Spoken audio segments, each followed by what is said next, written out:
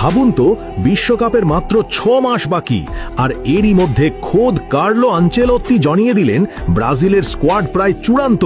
হ্যাঁ দর্শক, 5 বারের বিশ্ব চ্যাম্পিয়নদের এই কোচ ইতিমধ্যেই ঠিক করে ফেলেছেন কারা লড়বেন 2026 বিশ্বকাপে সেলেসাও জার্সি গায়ে। আনচেলত্তি জানিয়েছেন চোট না পেলে ভিনিসিয়াস জুনিয়র নিশ্চিতভাবে থাকছেন দলে, সঙ্গে তরুণ প্রতিভা এস্তেভাও।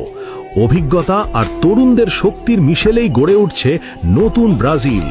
বিশ্বকাপের আগে যুক্তরাষ্ট্রে 2টি প্রস্তুতি ম্যাচ খেলবে ব্রাজিল, প্রতিপক্ষ ক্রোয়েশিয়া ও ফ্রান্স। আর প্রথম ম্যাচেই তাদের প্রতিপক্ষ মরক্কো, স্টেডিয়াম নিউ জার্সির বিখ্যাত ম্যাটলাইফ। তবে সবচেয়ে বড় প্রশ্ন এখনো রয়ে গেছে, নেইমার কি ফিরছেন বিশ্বকাপে? আনচেলত্তি কিছু না বললেও গুঞ্জন থামছে না কোথাও। ব্রাজিলের এই পরিকল্পনা যদি সফল হয়, তাহলে হয়তো ফুটবল দুনিয়া আবার দেখবে সেই পুরনো সেলেসাও জাদু।